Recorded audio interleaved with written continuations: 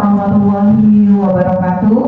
Waalaikumsalam warahmatullahi wabarakatuh. Baik, selamat pagi Bapak dan Ibu guru-guru hebat yang telah hadir pada pagi hari ini di kegiatan komunitas belajar SMA Negeri 1 Bergan Sinebah. Baiklah, pertama-tama marilah kita panjatkan puji dan syukur kehadiran Allah Subhanahu wa Ta'ala, karena izin dan ridhonya kita dapat berkumpul di acara pagi hari ini dalam keadaan sehat dan juga semangat tentunya. Dan tak lupa pula salawat beriringan salam kita hadiahkan kepada junjungan kita Nabi besar Muhammad Sallallahu Alaihi Wasallam. Baiklah Bapak Ibu yang kami hormati, Koordinator Kompel SMA Negeri 1 Bagan Sinebah, yaitu Ibu Anijah Hafiz SPD. Selamat pagi Ibu. Dan juga yang kami hormati Bapak dan Ibu guru hebat tentunya SMA Negeri 1 Bagan Sinebah. Selamat pagi Bapak dan Ibu hebat. Pagi. Ya, bagaimana kabarnya? Ya baiklah, sepertinya Ibu dan Bapak ini semangat sekali ya Ibu Intan ya, bersemangat, penuh energi dan pastinya sudah siap untuk menerima materi kita pada pagi hari ini ya. Baiklah, pada pagi hari ini kita sama-sama akan membahas dan mendengarkan pemaparan dari Ibu Intan Juliana Tombe, di mana materi pada pagi hari ini adalah diskriminasi budaya positif yang akan langsung dipaparkan oleh Ibu Intan Juliana Tombe SPD, yang mana beliau adalah calon guru penggerak angkatan 11 dari SMA Negeri 1 Bagan Sinebah. Baik, langsung saja kita sama-sama akan mendengarkan pemaparan dari beliau, dan kepada Ibu Intan kami persilakan. Baik, selamat pagi Bapak Ibu semuanya. Selamat pagi. Kurang semangat sepertinya. Nanti kalau saya bilang selamat pagi, jawabannya pagi-pagi luar biasa dong. Biar keluar aura semangatnya. Selamat pagi Bapak Ibu semuanya. Selamat pagi. Luar biasa. Semangat ya. Yang saya hormati Ibu Ketua Kompel SMA Negeri 1 Bagan Sinebah, Ibu Anijah Hafiz SPD yang hadir pagi hari ini. Yang saya hormati Bapak Ibu guru SMA Negeri 1 Bagan Sinebah yang bersedia hadir pagi hari ini. Pertama-tama mari kita panjatkan puji dan syukur kepada Tuhan Yang Maha Esa, karena kita masih diberikan kesempatan hingga pagi hari ini untuk melaksanakan komunitas belajar, yang mana di sini kita akan mengadakan diskusi ya, bersifat diskusi Bapak Ibu. Materinya adalah budaya positif. Saya izin untuk memimpin diskusi hari ini. Di sini saya tidak bermaksud untuk menggurui Bapak Ibu semuanya, karena di sini kita bersifat diskusi. Mari kita saling untuk berbagi ilmu.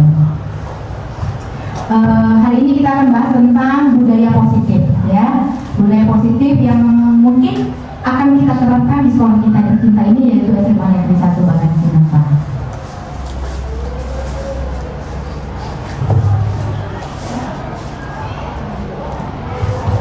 Izin memperkenalkan Bapak Ibu, di sini saya sebagai calon guru penggerak angkatan 11 dari SMA Negeri 1 Bagan Sinebah, dipimpin oleh pengajar praktik Ibu Sugeni SPD dari SMP Negeri 1 Bagan Sinebah Raya. Kemudian ada fasilitator saya yaitu Ibu Yulia Astuti SPD.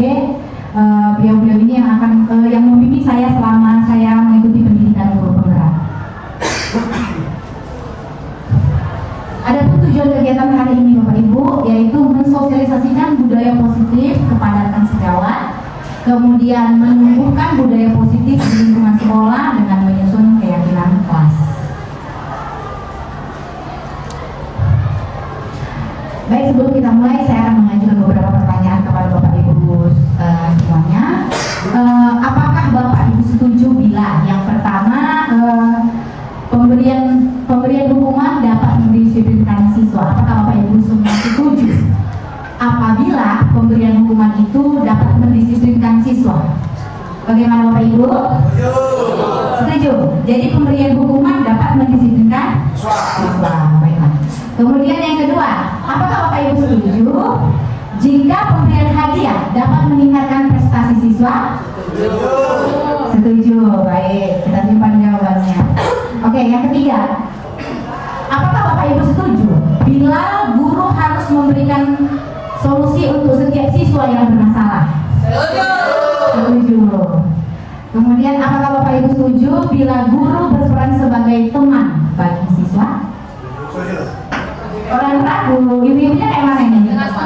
Setengah-setengah ya. Ada yang menentang, ada yang ragu. Oke. Nah, nanti kita akan menemukan jawabannya dari materi yang akan kita bahas tadi ya. Dari semua pertanyaan-pertanyaan ini kita akan menemukan jawabannya. Selanjutnya. Baik, latar belakang dari kegiatan ini adalah sebagai seorang guru, kita harus memiliki kemampuan dalam mewujudkan budaya positif di sekolah. Nah, budaya positif tersebut dapat dijalankan dengan konsep-konsep inti yang akan kita bahas hari ini.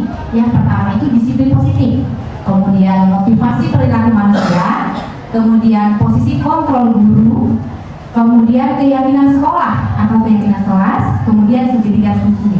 Jadi materi-materi ini nanti akan kita bahas, kita kupas satu persatu sehingga kita dapat menemukan jawaban dari pertanyaan sebelumnya tadi. Next. Baik, kita akan membahas yang pertama budaya positif.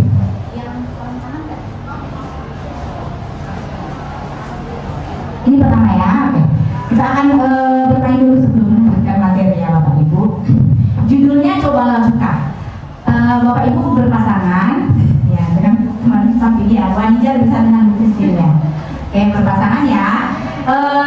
Salah satu dari Bapak Ibu ya mengepal tangan, ya salah satu ya dari berpasangan. Disepakati dalam semangat siapa yang mengepal. Nah, Bapak Ibu yang mengepal tangan, anggap aja di tangan Bapak Ibu sesuatu yang berharga dan kita nggak mau dan sangat berharga untuk kita.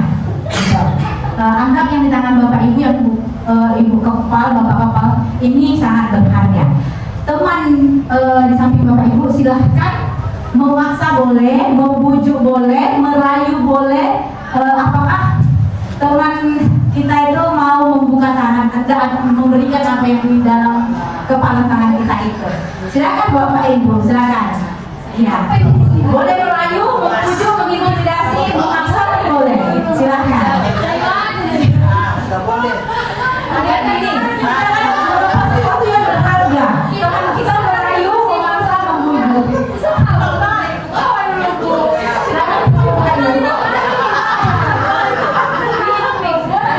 Iya, iya. Silakan dibuka tangan Bapak Ibu. Kalau Ibu Ani, apakah Ibu Kris bersedia membuka sesuatu yang berharga? Tidak. Kalau Pak Tony gimana dibuka? Yang di belakang gimana? Yang di belakang? Kemudian, nggak berhasil merayu buat yakin. Katanya emas itu tidak bisa dikasih ke orang. Emas kalah dengan air putih. Oke, ya, baiklah. Iya. Kalau Mas Sudirman gimana? Nggak ada merayu ya? Saya ibu siapa? Pak KM. Oh, oke. Ya, baiklah. Nah, pertanyaan yang pertama kita jawab dulu ya, Bapak. Nanti kita akan mengambil apa makna dari permainan ini. Apakah Anda atau B atau teman Anda ya membuka kepalan tangan? Mengapa? Apa alasannya? Yang membuka siapa tadi? Yang membuka tadi? Iya, tahu. Bu. Alasannya apa, Bu? Alasannya Oh, jadi pertanyaan buka. Bu, kan izin pakai dia dibantu. kayak mana, Bu? Alasannya Bu Eva udah merayu, jadi aku kasih aja. Oke.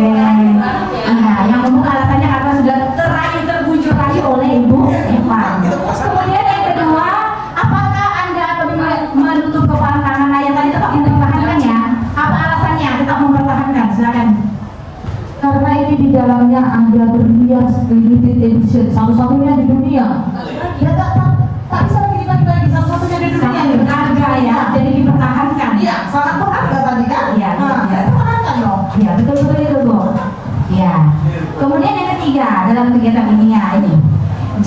begini Bapak Ibu, dari kegiatan ini kita bisa menyimpulkan yang memegang posisi kontrol atau kendali atas diri kita itu sebenarnya kita sendiri.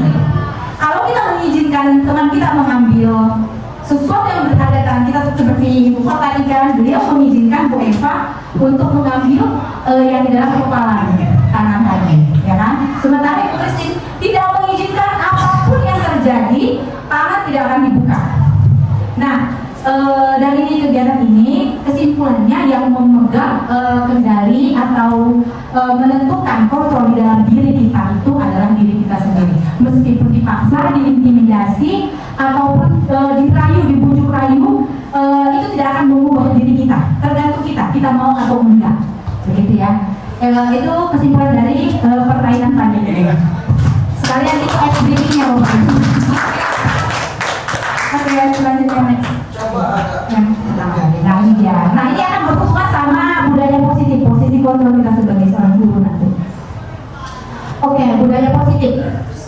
Untuk mewujudkan nilai-nilai dan keyakinan universal yang diterapkan di sekolah, nah kita harus memahami beberapa konsep yang dipaparkan, yaitu disiplin positif, ya, kemudian motivasi perilaku manusia, kemudian keyakinan sekolah, kebutuhan dasar manusia, posisi kontrol seorang guru dan segitiga restitusi. Nah, apa-apa saja itu nanti akan kita bahas. Next. Nah, ada beberapa miskonsepsi tentang makna kontrol yang harus kita ketahui dan kita pahami, yang memang sudah membudaya. Miskonsepsi tentang makna kontrol. Yang pertama itu ilusi bahwa guru mengontrol murid. Apakah Bapak Ibu setuju ini? Guru mengontrol murid. Kan tadi kita sudah buat SBI-nya, kalau tidak kepatangan, kita bisa ini merayu teman kita untuk membuka atau kita mempertahankan. Dari situ kita bisa menjawab yang pertama ini, ilusi bahwa guru mengontrol murid. Bagaimana Bapak Ibu? Iya, benar sekali. Kita sebagai guru tidak bisa mengontrol murid. Yang menentukan mereka untuk berperilaku positif, berdisiplin positif adalah mereka sendiri. Ya, jadi ini sebuah ilusi guru mengontrol murid. Kemudian miskonsepsi yang kedua adalah semua penguatan positif, efektif dan bermanfaat. Enggak semua. Itu tergantung kepada murid kita. Apakah murid kita tersebut dapat menerima penguatan-penguatan yang kita berikan dan mereka dapat melakukannya. Itu tidak semua penguatan positif dan efektif itu efektif dan bermanfaat. Kemudian miskonsepsi yang ketiga adalah ilusi bahwa kritik dan membuat orang merasa bersalah dapat mengeluarkan karakter. Itu adalah sebuah miskonsepsi ya Bapak. Kemudian ilusi bahwa orang dewasa memiliki hak untuk memaksa. Jadi banyak yang membudaya yang sudah terjadi begitu ya, orang dewasa itu harus dituruti sekali gitu. Kita bisa memaksa, kita bisa mengatur sesuka hati. Itu adalah sebuah miskonsepsi ya. Ilusi bahwa orang dewasa memiliki hak untuk memaksa. Miskonsepsi ya. Ilusi bahwa orang dewasa memiliki hak untuk memaksa. Next.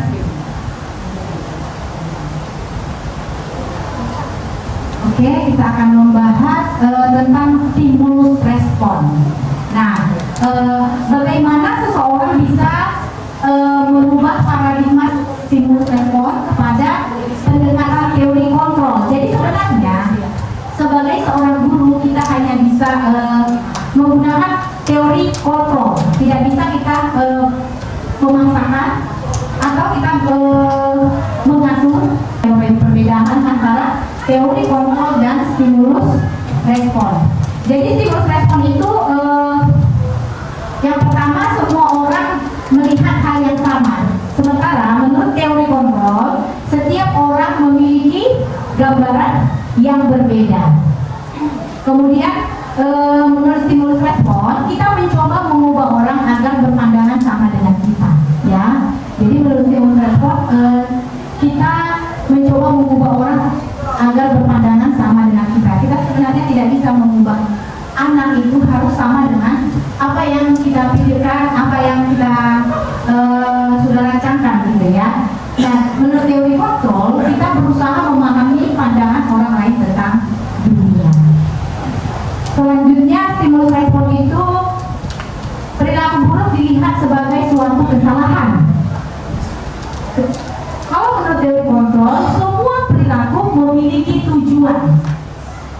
baik itu buruk maupun itu baik. Jadi semua perilaku yang dilakukan anak itu ada tujuannya. Oke, selanjutnya orang lain bisa mengontrol saya. Kalau menurut teori kontrol, hanya Anda yang bisa mengontrol diri Anda sendiri. Jadi menurut stimulus respon, saya bisa mengontrol orang lain. Yang menurut teori kontrol, hanya saya yang bisa mengontrol diri saya sendiri. Selanjutnya, pemaksaan ada pada saat bujukan gagal. Ketika kita membujuk gagal, kita bisa memaksa. Itu menurut teori stimulus respon. Menurut teori kontrol, kolaborasi dan konsensus menciptakan pilihan-pilihan baru. Kemudian menurut stimulus respon, model berpikir menang atau kalah. Kalau menurut teori kontrol, model berpikir menang. Nah, dari teori yang dipaparkan ini Bapak Ibu, teori yang mana yang sangat cocok kita gunakan di dalam dunia pendidikan? Stimulus respon atau teori kontrol? Dari ciri-ciri ini. Kalau menurut stimulus respon kan orang lain bisa mengontrol saya. Kalau menurut teori kontrol, semua hanya saya yang dapat bisa mengendalikan diri saya. Ya. Dari kontrol. Iya, dari kontrol ya. Iya, jelas dari paparan ini yang paling efektif kita gunakan sebagai seorang guru adalah teori kontrol. Baik, kita akan lanjutkan next. Oke, selanjutnya tentang disiplin positif ya Bapak Ibu. Nah, disiplin positif itu adalah salah satu cara penerapan disiplin yang bertujuan untuk menumbuhkan kesabaran serta memberdayakan anak untuk melakukan sesuatu tanpa sokongan atau tanpa ancaman maupun hukuman. Ya, jadi tanpa kita paksa, tanpa kita ancam, nanti kalau kayak gini, kamu kayak gini. Nah, anak itu mau melakukan dengan kesadaran. Nah, itu adalah disiplin positif.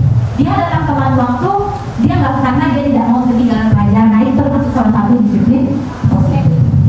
Begitu dengar istirahat pertama akan berakhir dalam 5 menit, dia segera menyelesaikan makan di kantin karena dia tidak mau ketinggalan pelajaran. Atau dia memenuhi kesepakatan kelas, keyakinan kelas, nanti akan kita bahas. Nah, itu merupakan ciri dari disiplin positif. Next.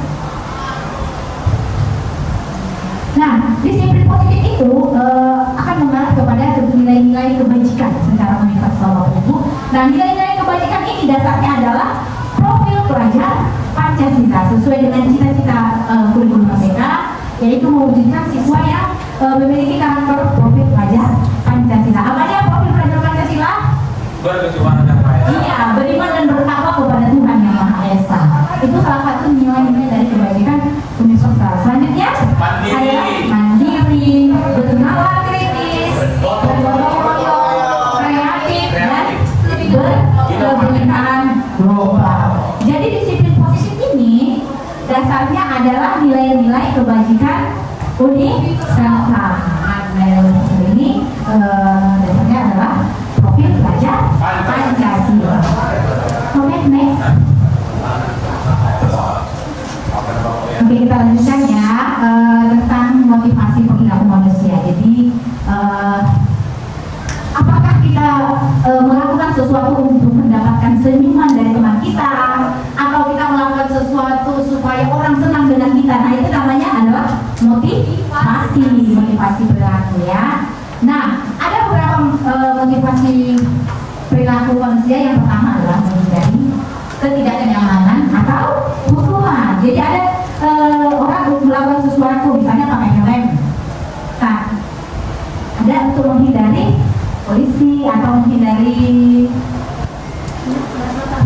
panas matahari atau segala sesuatu yang lain. Jadi setiap kita memiliki motivasi untuk melakukannya. Pertama adalah menghindari ketidaknyamanan atau hukuman. Yang kedua, untuk mendapatkan imbalan atau penghargaan dari orang lain. Nah, itu dia tadi saya bilang, apakah kita melakukan sesuatu kepada teman kita untuk mendapatkan senyuman dari teman kita, atau untuk kita disenangi oleh teman kita. Nah, itu adalah motivasi. Kemudian yang ketiga adalah untuk menjadi orang yang mereka inginkan dan menghargai diri sendiri dengan nilai-nilai yang mereka percaya. Nah, ini adalah motivasi perilaku manusia.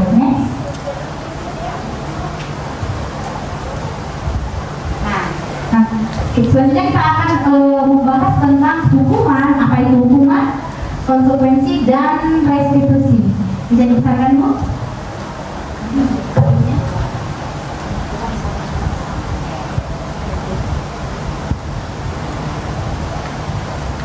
Yang Ibu semua bisa melihat itu. Nah, mulai dari hukuman. Hukumannya dulu.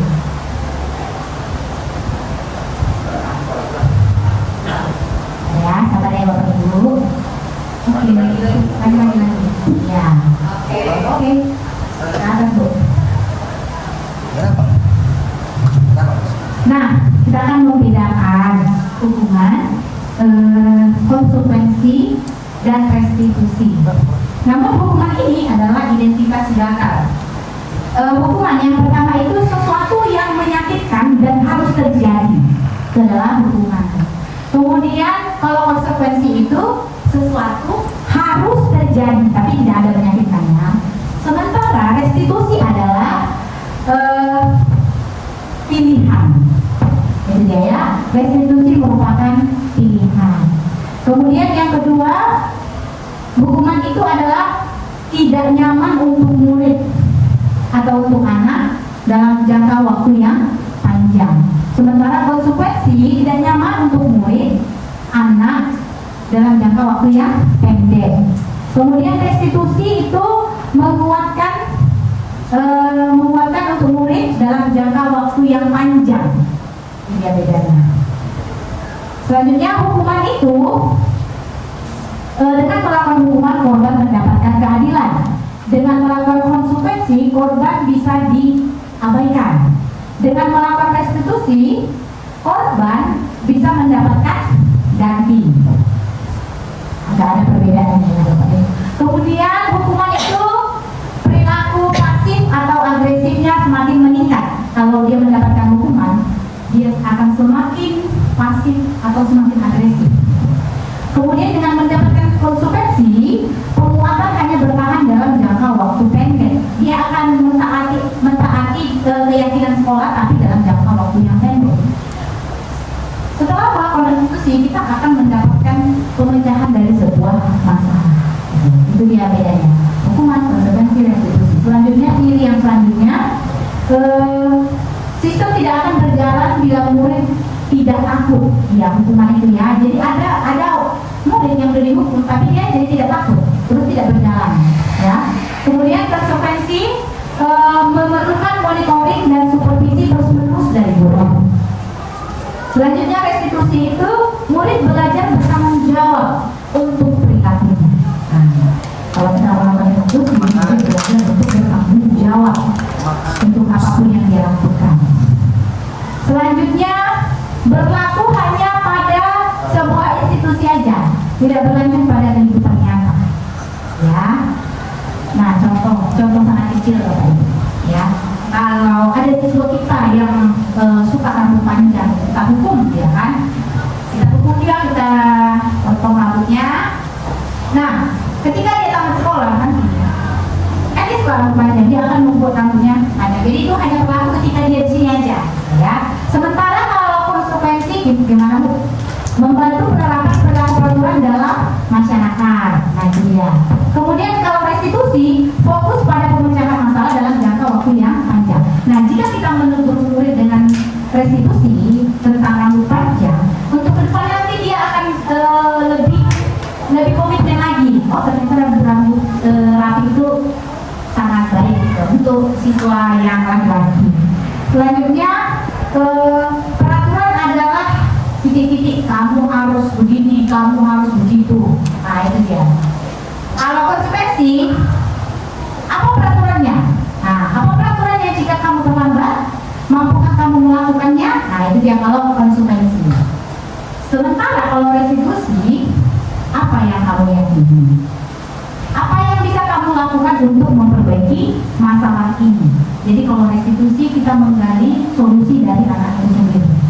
Selanjutnya, hukuman murid atau anak membenci peraturan. Nah, kalau kita melakukan hukuman, mau tidak mau, anak kita akan semakin membenci peraturan yang ada di sekolah. Selanjutnya, kalau konsekuensi, murid atau anak menghormati peraturan. Kalau restitusi, murid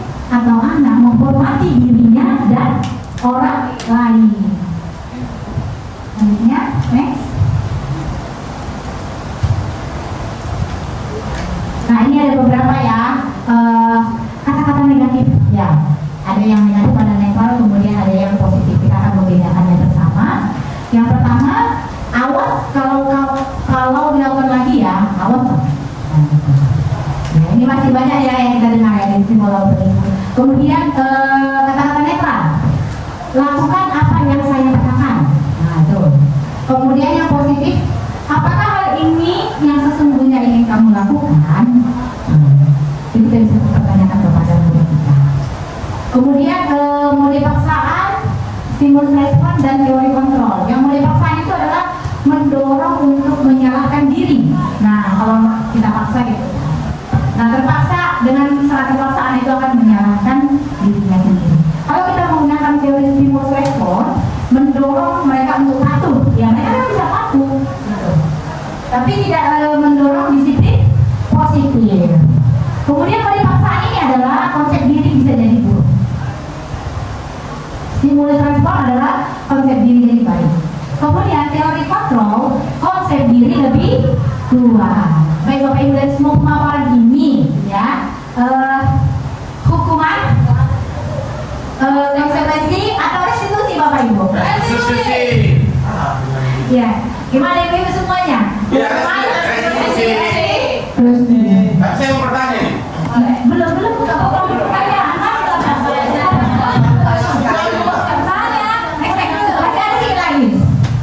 Iya, masih ada pemaparan. Nanti kita buka sesi pertanyaannya Pak. Sabar Pak. Saya sangat sangat excited sih, antusias. Saya mau bertanya sama bidang ini. Terima kasih Pak. Selanjutnya ada nih.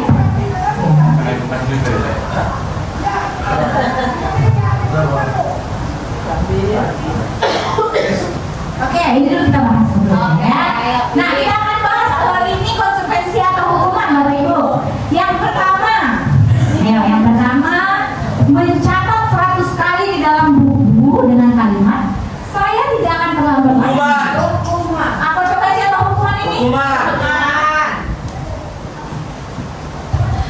Mencatat lagi buku 100 kali ya. Ya, nanti hukuman itu. Saya tidak akan terlambat, saya tidak akan terlambat, saya tidak akan terlambat. Gimana Bapak Ibu? Ya, bukan itu hukuman, juga konsekuensi. Ya oke, semangat hukuman. Hukuman. Iya, ini hukuman. Ah, betul ya. Kita masih ada apa? Ini salah. Ya, jangan dia. Apa punya? Oke, selanjutnya yang kedua. Lari mengelilingi lapangan basket 2 kali karena terlambat hadir di sekolah. Dari guru olahraga sering, dari guru matematika ternyata sering juga, gitu loh. Berarti sama-sama sering. Oke, nomor 3 selanjutnya. Membersihkan coretan yang dibuatnya di meja tulis. Misalnya dia mau coret nih, ya kan? Dia suka mencoret ini, suka ini, gitu-gitu ya kan? Tapi ini kadang-kadang terjadi, gitu kan, lopek-lopek. Nah, membersihkan coretan yang dibuatnya di meja itu datang aku. Ini apa nih coret-coret? Nah, terus dia membersihkannya. Apakah itu konsekuensi atau Apa? Konsekuensi. konsekuensi itu? Nanti apa yang dia buat? Oke. Selanjutnya, murid diminta untuk push up 15 kali karena tidak menggunakan masker. Ya, benar sekali hukumannya. Kemudian konsekuensi. Konsekuensi. Iyalah, dia harus melakukan konsekuensi dengan apa yang dia buat. Nah itu ya. Ini hukuman, ini konsekuensi. Tapi Bapak Ibu tadi kita sudah sepakat. Hukuman, konsekuensi atau restitusi? Restitusi. Restitusi kita sepakat lagi ya.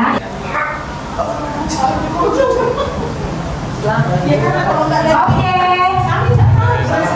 Iya, nanti kita bahas restitusi. Oke. Selanjutnya ya, nanti kita praktek langsung ya, Bapak Ibu. Nah, berdasarkan bagan yang tadi, yang ini ya, tadi kan udah kita bahas ya, hukuman, konsekuensi, restitusi. Nah, hukuman itu sebenarnya tidak terencana. Kan? Nah, ketika anak itu terlambat, ya, kamu terlambat gitu kan, langsung mendadak. Ya udah kalau kayak gitu, push up 20 kali. Nah, itu adalah hukuman, tidak terencana. Begitu ya. Nah, hukuman itu bersifat satu arah. Dari mana? Dari kita guru. Gak mungkin kalau muridnya, Bu, aku terlambat, aku push up ya Bu 20 kali, tidak mungkin. Itu bersifat satu arah ya. Kamu mungkin sepakat bagaimana, kamu mau hukuman apa gitu ya. Bersifat satu arah. Selanjutnya konsekuensi itu sudah terencana, sudah disepakati bentuk-bentuk konsekuensi juga dibuat oleh pihak guru atau sekolah aja. Gitu. Itu dia kalau konsekuensi, tidak ada melibatkan murid, ya, tidak ada melibatkan murid kalau konsekuensi. Sementara restitusi, nah ini kita simpulkan dari pilihan Bapak Ibu semuanya tadi restitusi ya. Restitusi adalah proses menciptakan kondisi bagi murid untuk memperbaiki kesalahan mereka sehingga mereka bisa kembali pada kelompok mereka dengan karakter yang lebih kuat.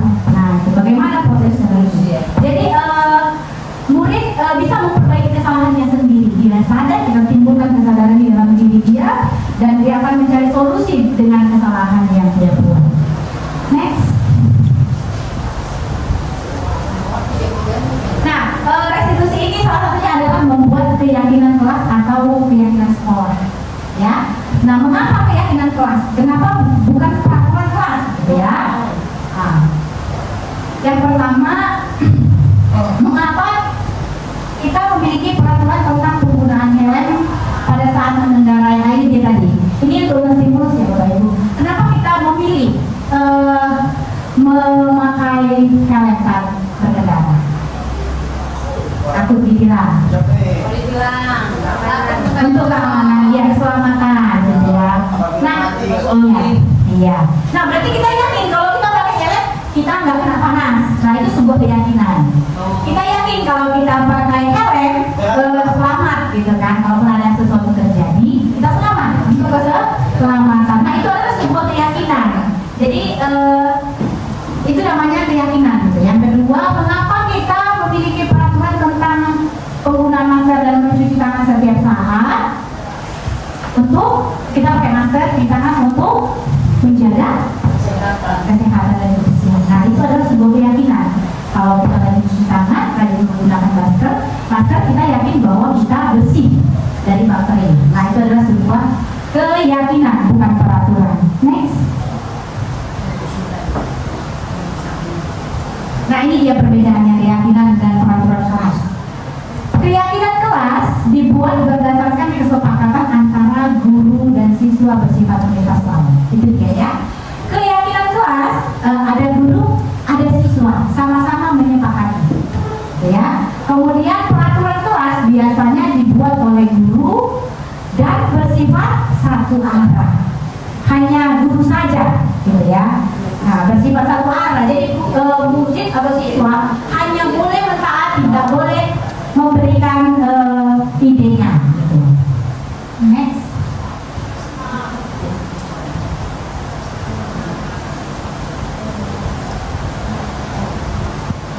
Oke, di sini kita akan melihat proses pembuatan keyakinan kelas. Nah, ini ya. Sebelumnya saya sudah mencoba untuk mendiskusikan tentang keyakinan kelas ini bersama siswa saya kelas 11 ini. Nah, prosesnya yang pertama, boleh ada tisu Bu, biar teman-teman menggunakan. Sebut di tulisannya. Ya, biar nampak.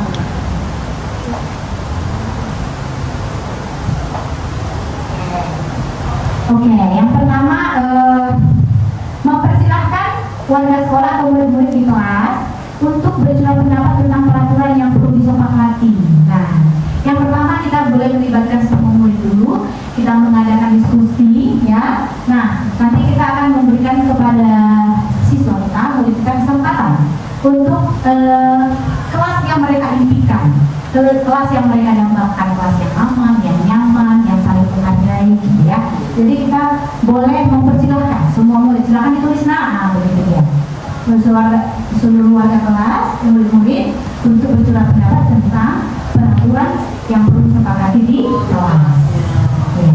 Selanjutnya mencatat semua masukan para murid atau warga sekolah di papan tulis atau di kertas besar, di mana semua anggota kelas atau warga sekolah bisa melihat hasil curahan pendapat seperti yang sudah kami lakukan di kelas 11E yang gambarnya tadi. Nah ya, jadi semua murid itu menempelkan curahan pendapat mereka, kelas yang mereka impikan di papan tulis. Ya. Nanti dari situ kita bisa membaca, ya, membaca satu persatu kelas yang diimpikan oleh murid. Nah kemudian kita membaca juga kalau ada kalimat negatif,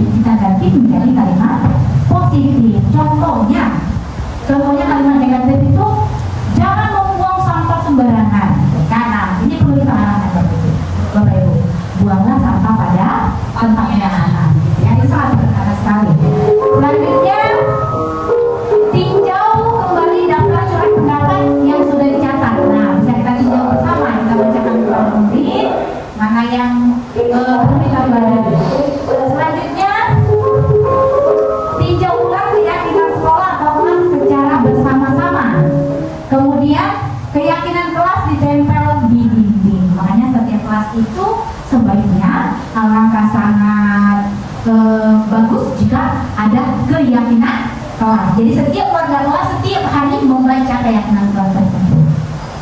Next.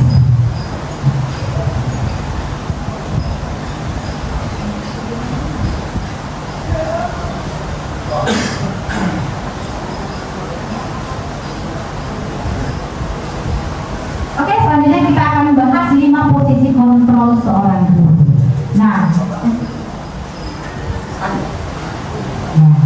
Nah, kita tadi sudah membahas bahwa kita hanya bisa menggunakan teori kontrol kepada murid. Nah, inilah dia 5 posisi kontrol kita sebagai seorang guru. Yang pertama adalah penghukum. Biasanya penghukum ini adalah nada suaranya tinggi, bahasa tubuhnya, kemudian matanya melotot, dan jari menunjuk-nunjuk. Nah, itu adalah posisi penghukum. Kemudian posisi kedua, tidak bisa dibohongi, kita semua pernah di posisi ini Bapak Ibu ya. Yang pertama posisi penghukum. Kemudian posisi kedua adalah pembuat rasa bersalah. Ya, misalnya gini. Nah, udah kamu terlambat, nanti ibu kena lagi sama kepala sekolah gitu ya. Memang dia nadanya mengeras, cuma kan kita menyebabkan rasa bersalah kepada murid. Dan tidak bisa dipungkiri juga kita semua pernah berada di posisi ini. Kemudian posisi teman. Nah, nada suaranya itu ramah, akrab, dan suka bercanda. Dan bahasa tubuhnya merapat pada murid gitu. Matanya, senyumnya penuh dengan canda tawa. Nah itu ya, itu posisi kontrol yang ketiga. Kemudian pemantau. Nada suara datar, bahasa tubuhnya formal. Kenapa terlambat? Ya kira-kira begitu ya Bapak Ibu sebagai posisi pemantau. Nah yang kelima adalah posisi manajer ya. Posisi manajer ini guru membuat sesuatu bersama dengan murid, mempersilahkan murid untuk mempertanggungjawabkan perilakunya sendiri ya, mendukung murid agar dapat menemukan solusi atas permasalahannya sendiri. Jadi kita di sini sebagai fasilitator ya, kita memanage, mengatur ya bagaimana murid tersebut dia mempertanggungjawabkan atas kesalahan yang dia buat dan dia sendiri yang mencari solusi atas permasalahan tersebut. Ini adalah posisi manajer. Dari kelima posisi ini hanya sangat bagus yang mana Bapak Ibu? Manajer ya. Posisi manajer ya. Oke, next kita lihat ada contohnya lagi. Sabar ya Pak, ini video. Oke, silakan contoh. Ini manajer nih. Ada semua musik. Ini yang pertama nih. Izin Bapak Ibu ya, akan diserahkan. Tunggu tahu lagi. Sini kamu. Sabar ya, harap sabar Bapak Ibu ya. Ini kayaknya kali. Baru banget dari pagi. Ngerti banget. Manusia Tuhan. Tuhan aja mas.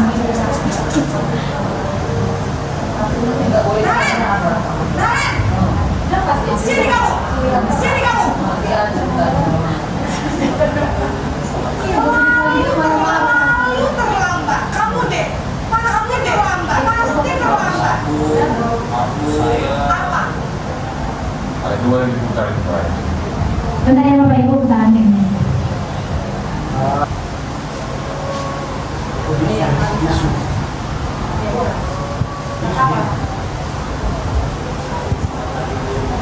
Selalu terlambat. Kamu deh. Pasti terlambat. Apa? Apa coba? Alasan kamu apa lagi? Kapan sih kamu tidak terlambat? Malas sekali ya kamu jadi anak. Dasar pemalas. Gak kapok-kapok sih kamu. Sudah berapa kali terlambat? Sana, kamu keliling lapangan basket 2 kali. Kenapa saya harus keliling lapangan basket, Bu? Kenapa? Kamu melawan ibu. Berani-beraninya jawab. Sudah terlambat, masih berani jawab pula. Sekarang, keliling lapangan basket 5 kali sekalian. Biar kapok. Cepat. Pergi sana ke lapangan basket. bahasanya berbicara dengan nada tinggi, menghardik, menunjuk-nunjuk, menyakiti, dan menyindir. Hukuman bisa berupa fisik maupun psikis. Ibu dan bapak guru hebat dampak yang terjadi pada guru ketika guru berada pada posisi guru adalah guru cenderung akan memberontak, bahkan berupa dendam. Oke, ini posisi membuat rasa bersalah.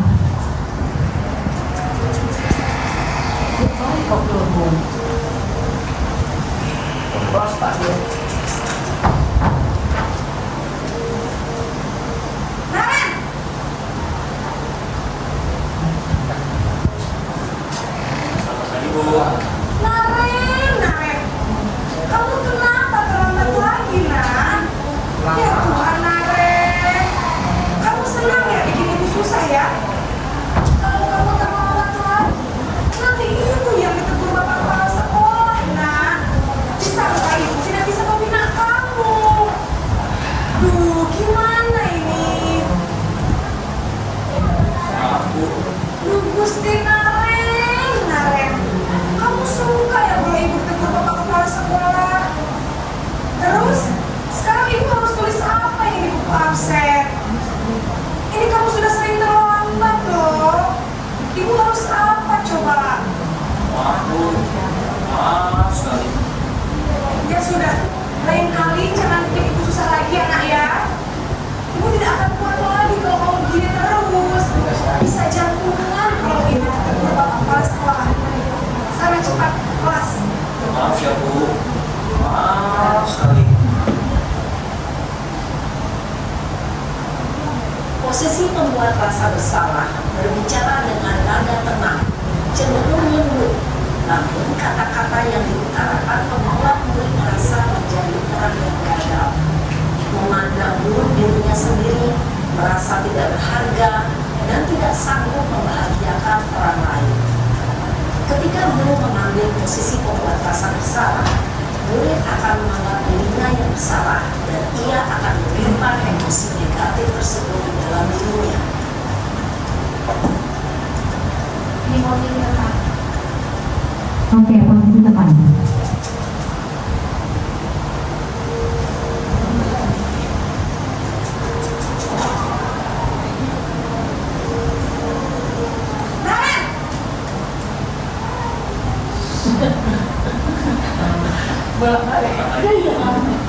Wah, sudah jam berapa ini, Nak?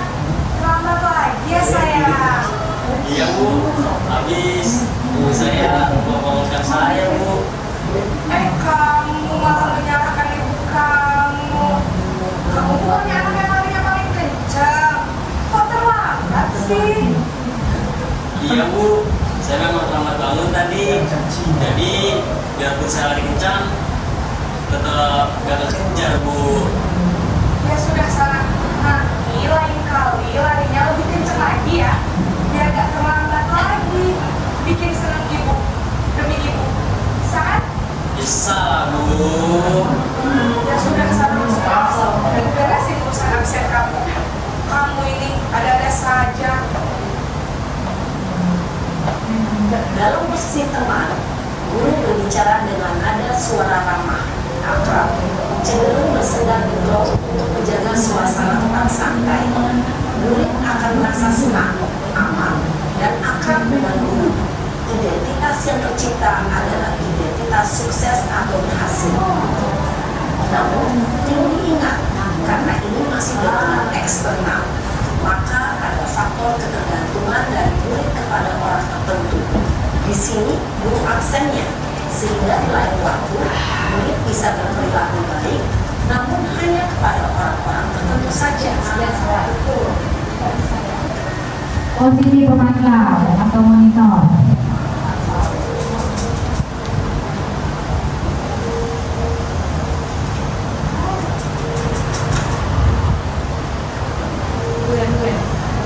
Naren!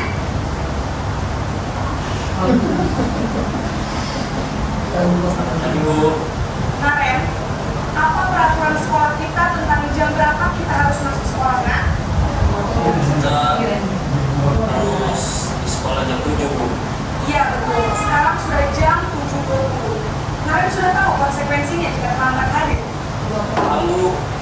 saya harus tinggal kelas pas jam istirahat selama 20 menit. Ya benar, konsekuensinya demikian. Jadi nanti jam 9.30 pas istirahat, kamu harus tinggal di kelas, kerjakan tugas tambahan untuk ketertinggalan kamu, ya. Baik Bu. Posisi pemantau mengandalkan penghitungan atau data untuk mengontrol murid. Guru mengarahkan murid berdasarkan peraturan dan konsekuensi. Seorang pemantau menunjukkan bahasa tubuh dan ekspresi wajah yang datar dan cenderung formal.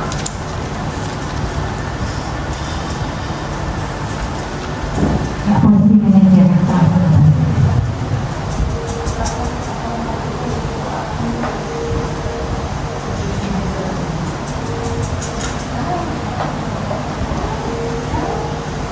Naren!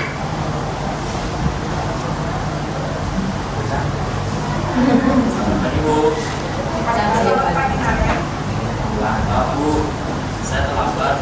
Iya, sekolah masuknya jam 7, sekarang sudah jam 7.20. Jadi sekarang bagaimana ini, Naren? Maaf Bu, saya lupa style alarm saya semalam. Baiklah, menurut kamu, keyakinan sekolah yang mana yang perlu kamu tingkatkan? Menghargai diri sendiri dan orang lain mungkin ya Bu. Setuju. Jadi, apakah Naren meyakini prinsip saling menghormati tersebut? Iya Bu, saya meyakininya.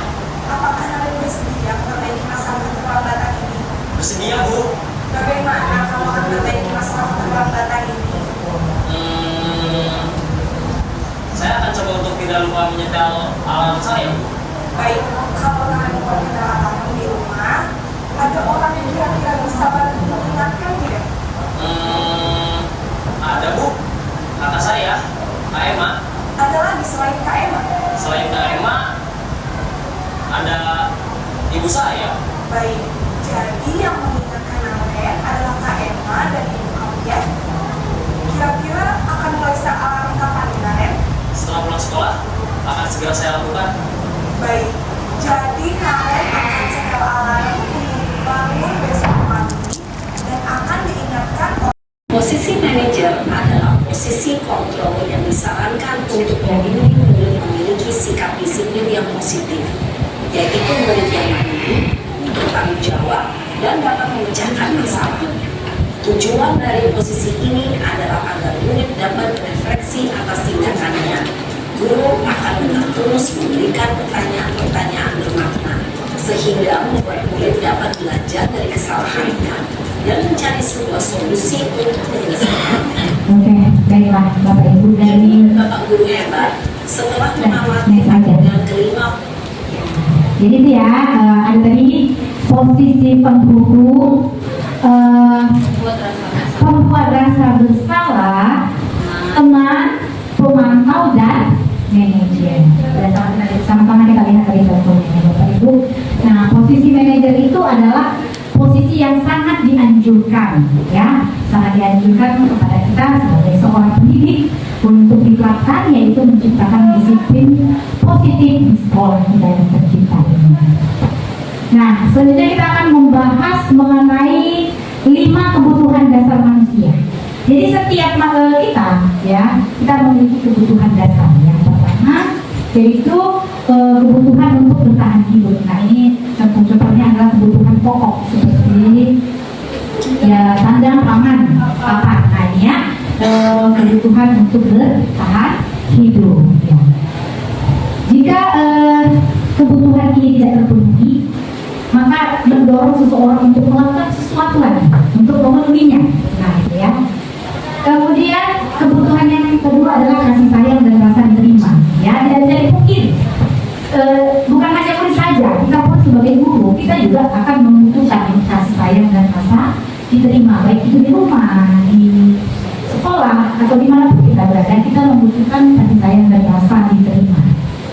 Kemudian kebutuhan penguasaan, ya, nanti kita akan membahas kebutuhan penguasaan dan kebutuhan kebebasan. Kemudian kebutuhan kesenangan. Bayangkan dalam hidup ini tidak ada rasa senang, dan tidak ada rasa bahagia. Kalau tidak terpenuhi rasa senang dan kebahagiaan. Nah, susah sekali ya dalam hidup ini tidak ada rasa kesenangan. Jadi ini ya 5 kebutuhan dasar manusia. Jadi setiap perilaku itu, ya setiap tindakan yang dilakukan pasti ada tujuannya. Tujuannya adalah untuk memenuhi 5 kebutuhan dasar ini. Kenapa anak kita mungkin dia tidur ketika kita menerangkan? Artinya kebutuhan yang mana yang tidak terpenuhi. Contohnya anak ada terpaksa dengan sangat terpaksa dia tertidur, kita menjelaskan di depan. Kebutuhan mana yang tidak terpenuhi? Kalau ngantuk sampai tertidur di kelas adalah kebutuhan bertahan hidup, ya. Karena kan tidur itu adalah kebutuhan pokok. Mungkin dia malamnya dia begadang gitu ya, menyebabkan besoknya dia ngantuk. Nah, gitu ya. Mungkin dia atau dalam kondisi terlapar menyebabkan dia ngantuk, ya.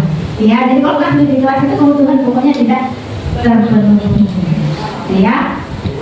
Jadi setiap tindakan atau perilaku ada alasannya, yaitu tidak terpenuhinya salah satu dari 5 kebutuhan dasar manusia. Next. Nah, ini dia tadi restitusi seperti yang kita sepakati, Bapak Ibu. Nah, kita dianjurkan untuk menempatkan posisi kita sebagai guru adalah posisi manajer yang menyelesaikan setiap permasalahan yang dihadapi oleh murid kita dengan menggunakan langkah-langkah yang ada di dalam segitiga restitusi ini, ya. Sisi yang pertama adalah menstabilkan identitas dari contoh video tadi, gitu kan? Menstabilkan identitas. Naren, katakan kamu terlambat, kita masuk jam 7, ya. Kemudian kamu datang jam 7.20, ya. Berarti terlambat 20 menit. Maaf Bu, saya terlambat. Nah, ya, Ibu paham kamu terlambat. Kenapa kamu terlambat? Nah, itu termasuk tindakan menstabilkan identitas. Nah, jawaban Naren adalah saya lupa pasang alarm Bu, katanya, ya. Nah, langkah yang kedua adalah validasi tindakan yang salah. Tadi kan ada jawaban dari salah satu ibu gurunya, semua orang bisa terlambat. Nah, kita semua orang bisa terlambat atau lupa pasang alarm atau kesiangan. Tadi itu ya jawabannya, kesiangan, ya. Nah, jadi itu adalah validasi tindakan yang salah. Kita langsung tidak menyalahkan murid itu, ya. Semua orang bisa terlambat. Yang rumahnya dekat juga bisa terlambat.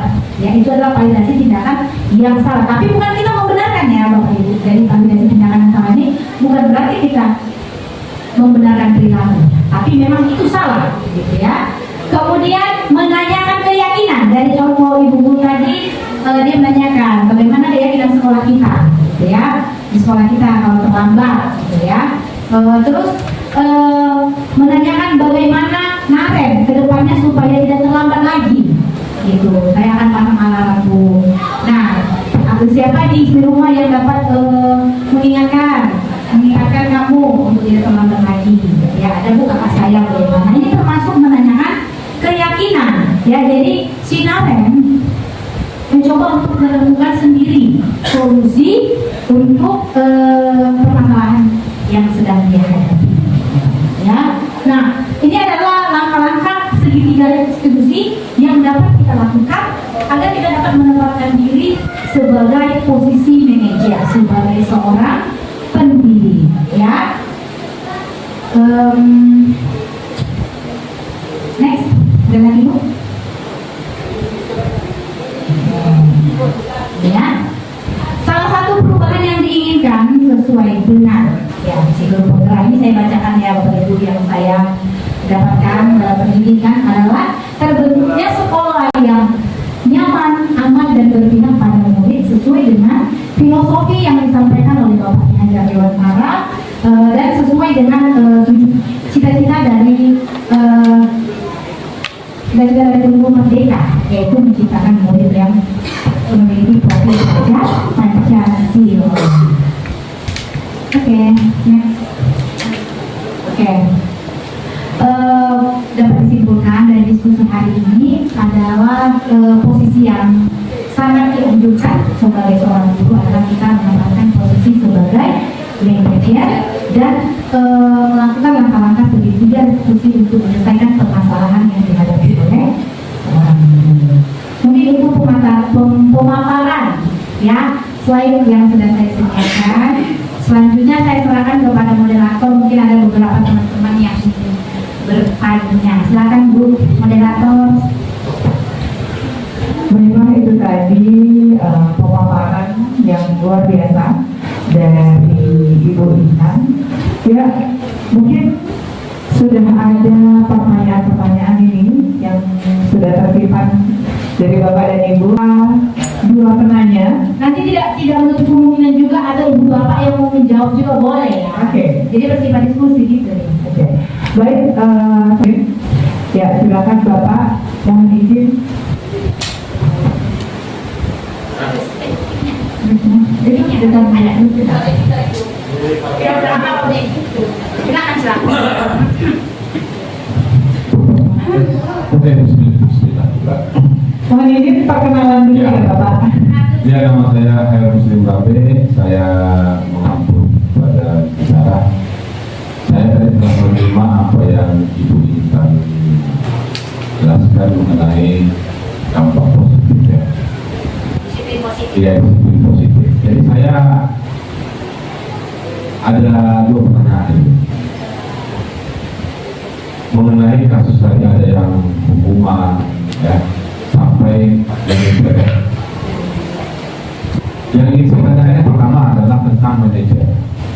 Bagaimana mengatasi anak ya, yang dia kita tanya ayah jawab, bagaimana solusinya?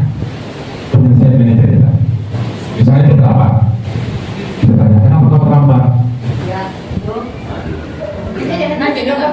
Ya, kenapa kau terlambat? Ya. Dia hanya jawab kesiangan. Kenapa kesiangan diam? Kenapa? Apa solusi kira-kira? Nggak mau jawab. Apa kira-kira yang apa? Nggak mau jawab. Itu apa solusinya kira-kira? Cara mengatasinya itu. Pertama. Nah itu. Pertama duanya. Iya satu lah. Satu ya. Kan dua. Berarti dua pertanyaan. Dua. Lanjut. Yang kedua, saya dan semester ini dan semester lalu selalu bikin kesepakatan kelas. Itu tadi saya kira tadi apa? Keyakinan kelas.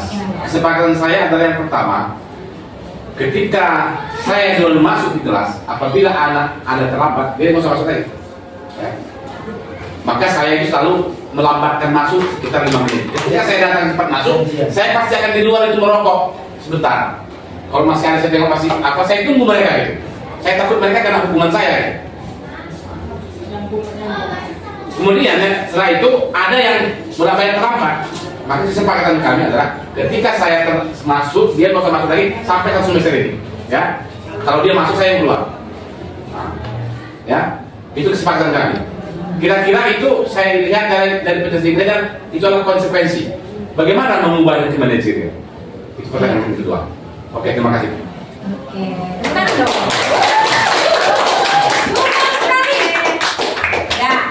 Apakah ada dari Bapak Ibu yang ingin menanggapi?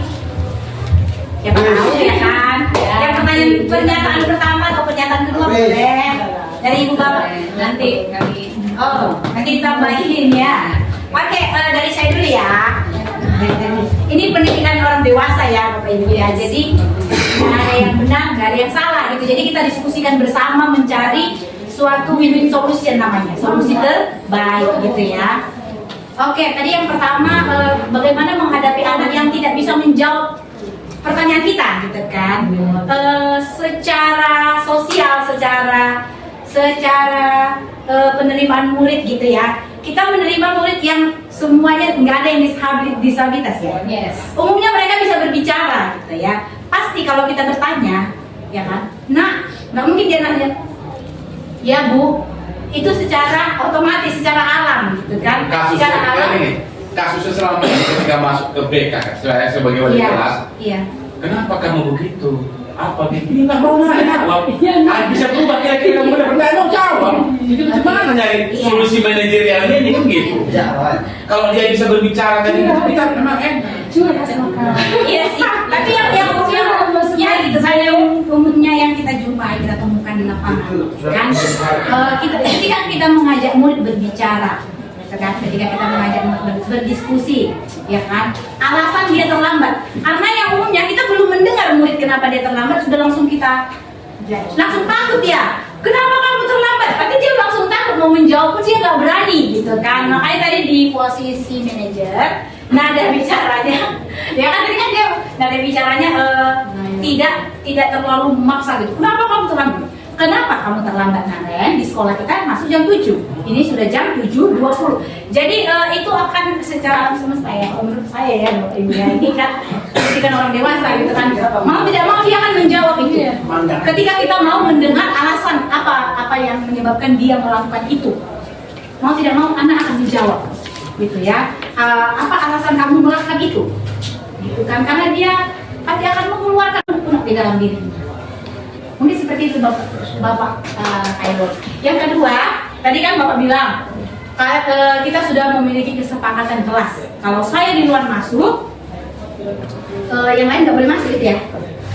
Apakah itu sudah kita ambil dari pendapat atau ide dari semua warga kelas gitu, atau hanya itu satu arah dari kita aja gitu ya kan?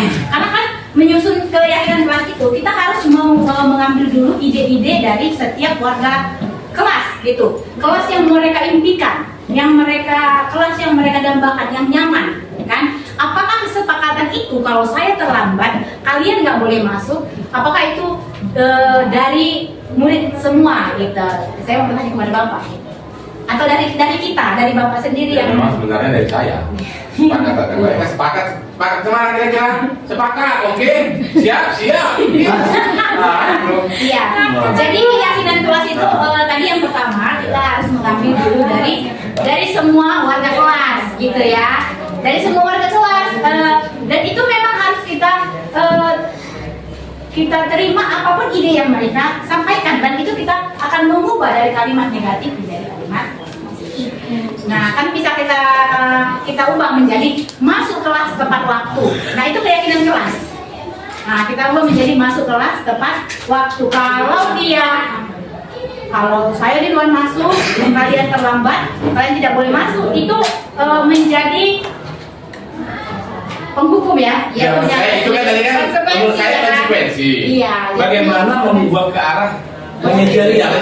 Itulah menjadi sebuah keyakinan. Menjadi sebuah keyakinan kelas. Wajib masuk kelas tepat waktu. Itu semua warga sekolah, warga kelas ya, dibuat nanti di posternya, wajib masuk kelas tepat waktu. Itu sudah menjadi kesepakatan. Nah, mau tidak mau gitu kan, anak akan terbiasa meyakini dia harus masuk kelas tepat waktu. Karena kan begini Bu, kesepakatan kami itu tidak apalah sepihak saya sebenarnya. Kalau dia ada kepentingan dipanggil guru, tidak masalah terlambat. Yang tak boleh itu kan dia memang nggak ada keperluan. Nah, itu yang saya nggak suka gitu. Maka ketika saya masuk, kalau masih ada guru, kalau dia masuk terlambat, saya tanya, "Kau kenapa nak terlambat?" Saya mau dipanggil ibu ini. Boleh, nggak masalah. Itu yang kesepakatan kami. Tapi dia tidak bisa jawab. Nah, kalau dia tak akan bisa masuk semester lagi. Kalau memang dia masuk, saya keluar. Nah, begitu. Oh, marah ya. Itu kira-kira dalam guru penggerak salah nggak kira-kira? Saya nggak harus guru penggerak sih, sebagai Bapak Ibu semua di mana? Apakah itu benar Bapak Ibu? Nggak bisa. Nggak bisa. Tapi kita dengar Bapak Ibu nggak. Tapi seiring berjalan berapa bulan saya laksanakan, alhamdulillah memang mereka ketika saya masih berjalan mereka baru tahu langsung masuk. Nah, begitulah. Mereka punya ketakutan gitu. Ya, berarti nggak boleh takut. mungkin dari Ibu Anisha, Ibu Ketua itu ngomong tanggapan. Baik, Pak Ibu, terima kasih atas kesempatannya. Saya akan menjawab pertanyaan Pak Khairul. Ya, ada dua pertanyaan. Jadi dari kedua pertanyaan ini jawabannya adalah restitusi. Pertama, bagaimana cara mengatasi anak yang kalau ditanya itu dia nggak bisa jawab. Dia sebenarnya bisa karena dia nggak disabilitas, tapi dia ogah dijawab sama kita. Kenapa?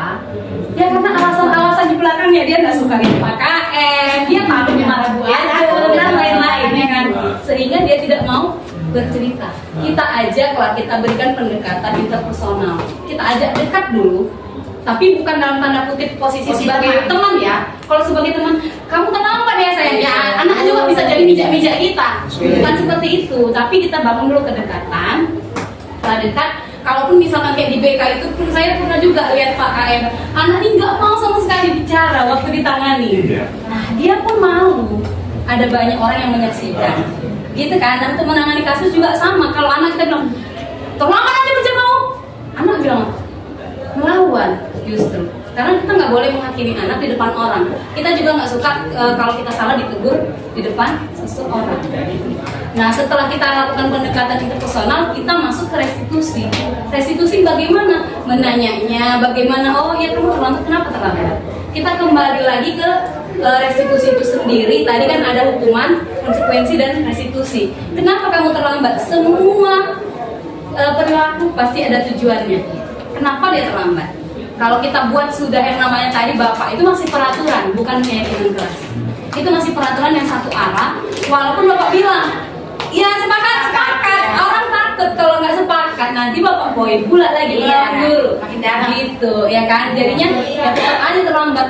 Pun kita laksanakan restitusi Pak KM, kita sudah sebagai manajer, bisa saja anak tetap. Karena pada dasarnya kalau dari teori sosiologi ada namanya teori penyimpangan. Seseorang itu memang menyimpang dari sononya gitu, dan sana dia menyimpang. Jadi kita harus proses. Apalagi kita kan baru kenal teori-teorinya, proses yang kita lakukan. Itu saja dari saya. Baik, terima kasih Bu Amija, tepuk tangan dong. Jawabannya itu ya. Restitusi. Udah siap ya? Gimana Pak? Aku tadi sudah datang sama Pak biar di suasana deh. Datang aku. Iya. Udah siap, udah oke kan? Udah dah. Oh, udah Pak. Oh, betul lagi. Gimana Pak? Oh, saya memang dengan penjelasan Bu Anija tadi mendapat pelajaran bagi saya sebagai mungkin akan nanti semester depan atau nanti akan saya rubah ya dalam sistem. Kenapa saya buat seperti itu? Karena ketika kita tepat waktu, anak banyak di luar. Saya pun kan ini yang orang saya selama ini. Nah, jadi saya menimbulkan seperti itu. Iya. Nah, jadi saya akan nanti mencoba bagaimana meramu secara manajerial tadi.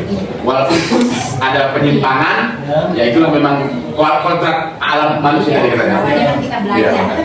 Iya Bapak Ibu ya. Jadi untuk merubah sesuatu, ya kan? Itu kan mau kita berubah ya. Bukan hal mudah, bisa bertahap gitu ya. Untuk membudayakan murid datang tepat waktu, apalagi habis istirahat, ya kan? Tapi bukan berarti itu tidak bisa, ya kan? Hal itu bisa kita lakukan. Ya, tapi jawaban-jawaban atas pertanyaan Bapak udah ditemukan ya? Bisa kemungkinan anak tersebut takut, ya kan? Menjawab, apakah dia terdiam, nggak tahu mau bilang apa lagi, ya kan? Jadi dia takut gitu. Nah, semoga untuk kedepannya dekat kita bisa semakin menerapkan restitusi ini gitu. Tidak bisa mungkin kita semua pernah mengalami. Satu lagi minta, sama anak kita pun saya koreksi jadi lebih parah lagi. Sama anak kita di rumah kan, kita hukuman aja yang kita lakukan gitu kan. Jadi harus dirubah ini. Iya memang. Ini tidak hanya berlaku di sekolah. Iya betul. Di rumah pun bisa kita terapkan metode restitusi.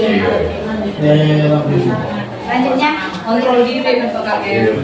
terima kasih pertanyaannya. Terima kasih banyak buat Bapak Khairul Muslim yang telah memberikan pertanyaan dan juga tanggapannya. Iya. Baik, selanjutnya kita akan membuka sesi satu lagi penanya. Belum mau sama Pak KM. Bagaimana? Ada lagi? Atau ada Bapak Ibu yang ingin menanggapi? Tadi Pak Sudirman. Oke. Tadi Pak Sudirman. Silakan, Diasi bukan hanya belajar ya Bapak Ibu ya. Iya. Izin menanggapi ya. Boleh tuh. Boleh.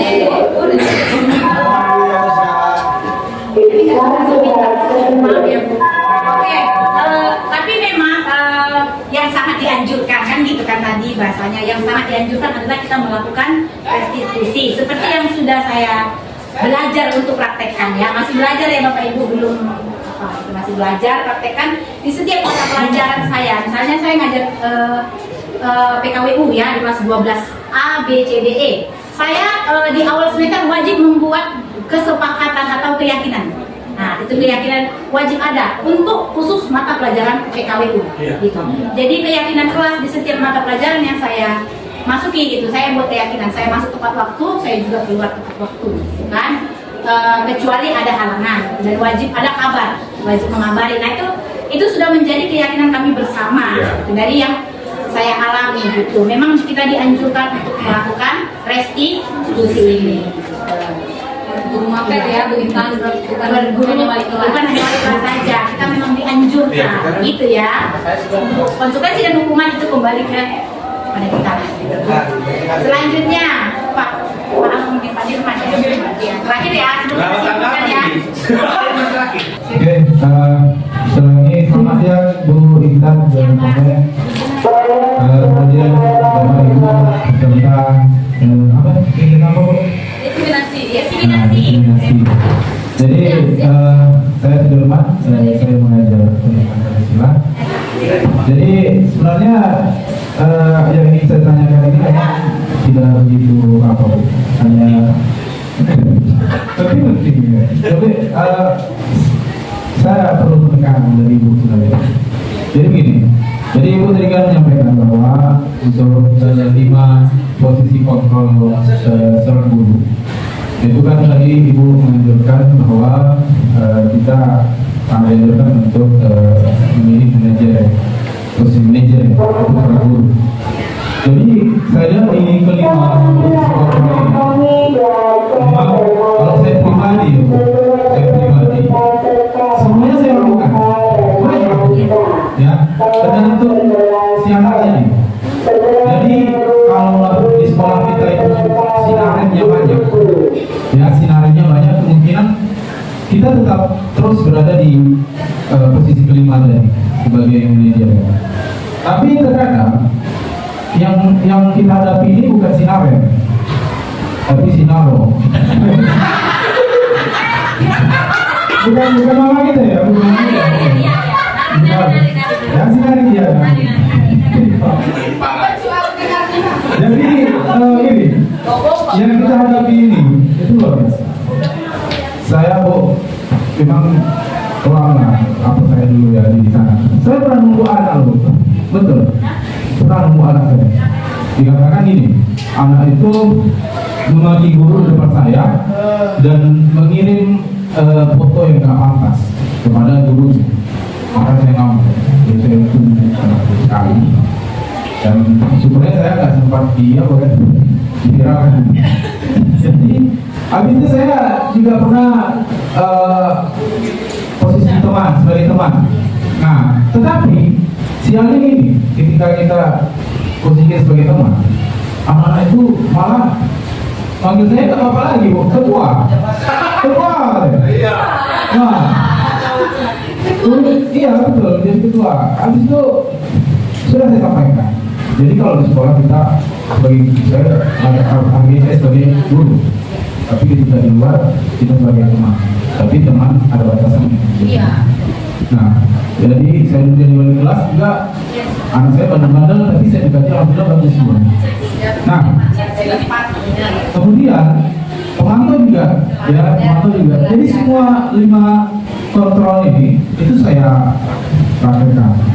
Jadi ketika kita disuruh untuk menganjurkan manajer, ya posisi manajer, karena harusnya kita setiap di sekolah itu kan harus menerapkan ini kan. Nah, jadi kalau menurut Ibu Intan, di dalam posisi manajerial, apa saja sebenarnya yang sama? Apakah sudah mencakup ke semua ini? Atau di situ kita boleh tidak? Kayak tadi yang pertama tadi, posisi yang pertama kan? Atau gimana? Pak, saya pengen ada menekan ya, di posisi manajer. Oke, itu aja Bu Intan. Terima kasih. Selamat. Terima kasih Pak Sudirman atas pertanyaannya. Nah, izin menanggapi ya Pak.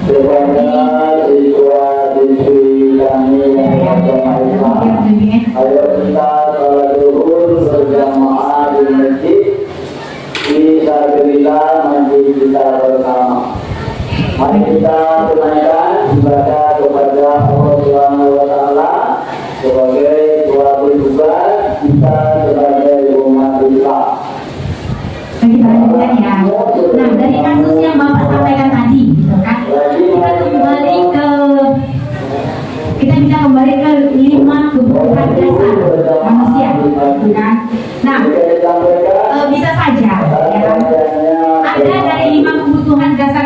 tidak terpenuhi dari siswa kita, kan? Mengapa dia harus mengirimkan foto ya, foto yang nggak sopan lah gitu kan kepada gurunya. Nah, dari kasus ini kebutuhan apa yang tidak terpenuhi kepada siswa tersebut? Coba Bapak Ibu menanggapi dulu. Kebutuhan rasa senang, mungkin rasa senang, dia merasa senang gitu ya. Karena ada di Saya lanjutkan ya. Mungkin dia tidak mendapatkan kesenangan dengan cara yang positif. Dia mencoba untuk memenuhi rasa senangnya dengan cara yang negatif, gitu kan? Mungkin dia senang gitu ya. Senang aku memilih yang hebat.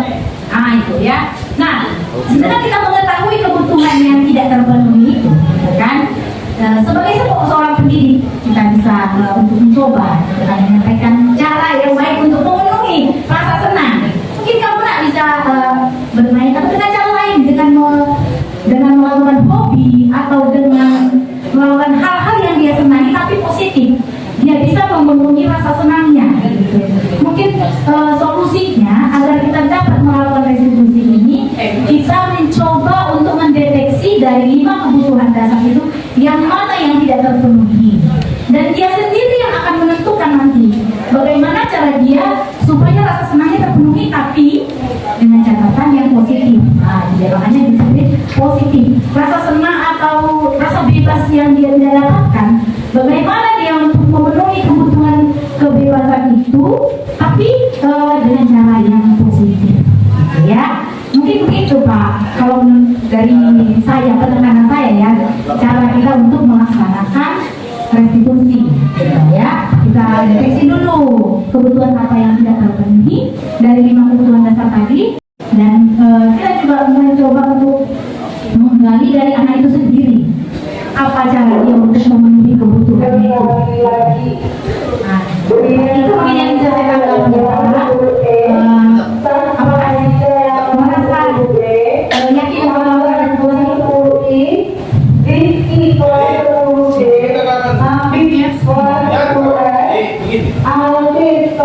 Kebetulan kan ada tuh ngirimnya ke teman saya. Ke teman saya. Jadi ketika saya lihat proses belajar mengajar dia, memang di dalam kelas itu asik. Kebetulan dia termasuk ikut apa sih sekarang agak berpengaruh. Jadi dia di dalam kegiatan mengajar itu termasuk asik juga nih. Kemudian dia berteman dengan siswa. Nah, jadi yang saya takutkan memang kejadian ini karena teman dekat dengan siswa tersebut. Iya. Nah, sehingga siswa tadi itu nggak terlalu dia sama gurunya kan. Nah, tidak terlalu baik. Saya seperti itu. Jadi sebenarnya saya pengen pendekatan aja di posisi Indonesia itu. Jadi gurunya seperti apa gitu, harusnya seperti apa di manajer itu aja saya minta penekanan itu. Baik Pak, terima kasih ya Pak. Ya, jadi itu tadi udah saya paparkan seperti yang kita bahas bersama tadi untuk melakukan posisi manajer tersebut, menempatkan diri sebagai posisi manajer gitu kan, dengan melakukan langkah-langkah segitiga restitusi tadi gitu ya. Segitiga restitusi yang pertama adalah menstabilkan identitas dulu.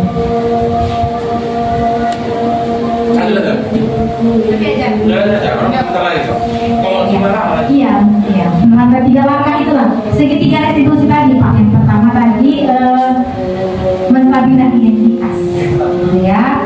Selanjutnya validasi tindakan yang salah, itu kan. Kita misalnya contohnya, gitu kan, dia tidak menghormati kita sebagai seorang. Dia kasus yang pertama kita bahas Pak. Contohnya dia mengirim foto kepada gurunya, gitu kan.